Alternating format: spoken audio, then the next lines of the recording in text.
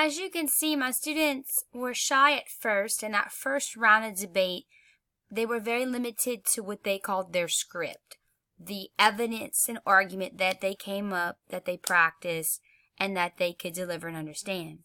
As the students got more comfortable and as the rounds changed, you can see the more dominant voice in stepping up. This is a great tool. This debate called the hot seat is a great tool to be able to check your students' understanding.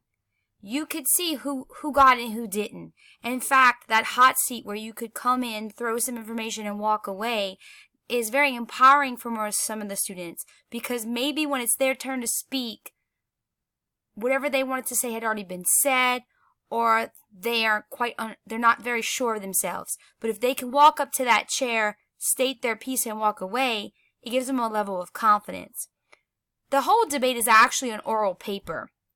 I've been doing hot seat debates for a while in my class, and whether it was on level or honors, I've always found that students were very engaged. The goal as a class, they have to get to a certain number. You guys didn't get to see me make my tally marks too much on the screen because I was videoing, but basically I give the class a goal.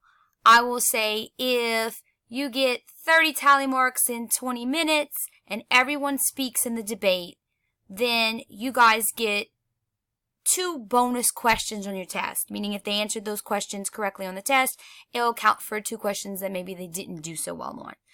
The debate's a lot of work for just 2 questions, but the kids get a big kick out of it. It's a nice incentive and reward. It also doesn't allow them to have an out. Everyone has to participate. When they get to arrange their little setups and rousters, it allows for them to admit their strengths and weaknesses. And as you saw, one of my students was absent within the process, so she went first round because it allowed for her to be better prepared and no one defeated her argument yet. I normally have class sizes of 30, 33.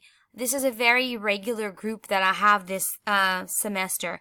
And so when I have bigger groups, I put more students in the document groups, and I will oftentimes, after the first round is done, hand over the board pen, have them making the tally marks and erasing away, and then I'm going and coaching and make sure that everybody is staying on task. And the students are probably more hardcore with the point system than I am. They're erasing away the second someone's speaking, and they're pointing out the fallacies. So we had to work with English department in order to explain what good argument is. And being that I taught English for 10 years, I have that background to be able to integrate and back up the English department here at Westgate. And so my students hear common language between between English and social studies, and they feel comfortable with it. As you see on the screen right now, this is my spring semester, and I had to give them a little bit more information and direction when they did their research. I made them actually write it out on a poster as they were researching, and I also had them hang the poster up as they were then typing their individual arguments so they wouldn't repeat, and they also had the poster up during their actual writing part of the analysis.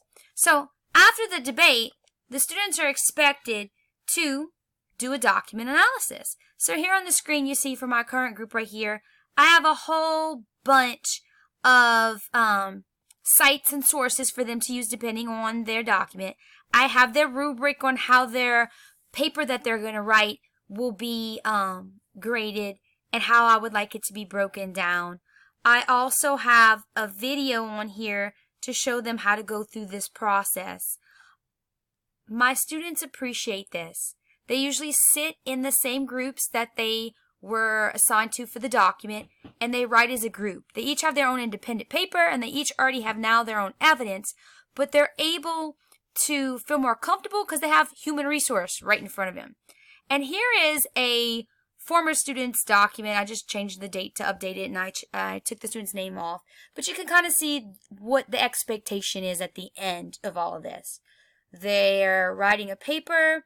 It's in line with their English class. They're citing sources. And their last paragraphs or so is making the connections to the U.S. Constitution. This is a normal paper. It might not be the best example. It's not the worst example. It's a starting point for these kids with such dry information.